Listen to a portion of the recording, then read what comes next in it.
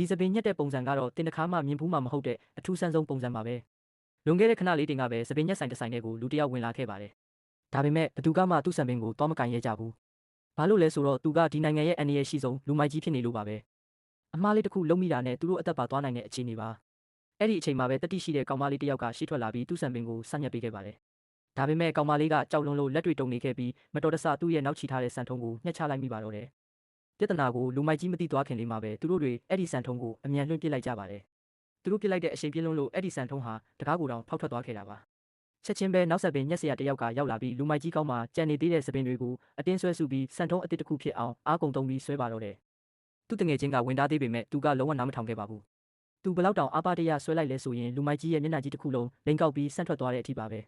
ဘလို့ပဲဖြစ်ဖြစ်နောက်ဆုံးမှာတော့သူကစပင်ကိုစံထုံးပုံစံလေးဖြစ်အောင်မြင်မြင်စီးပေးလိုက်နိုင်ပါတယ်ဒါပေမဲ့ပြဿနာကလူမိုက်ကြီးရဲ့ခေါင်းထိပ်မှာပြောင်းနေတဲ့ကတုံးကွက်ကြီးတစ်ကွက်ဖြစ်ကြံခဲ့တာပါအဲ့ဒီကတုံးကွက်ကြီးကိုဖုံးဖို့အတွက်ခုနကကောင်မလေးကခွေးချေးတွေကိုယူလာပြီးလူမိုက်ကြီးရဲ့ခေါင်းပေါ်ကိုတတိထားပြီးတင်ပေးလိုက်ပါတော့တယ်အံ့ဩစရာကောင်းတာကတော့လူမိုက်ကြီးကသူ့ခေါင်းပေါ်မှာဘာတွေဖြစ်သွားလဲဆိုတာကိုလုံးဝရေးမမိသွားခဲ့တာပါပဲ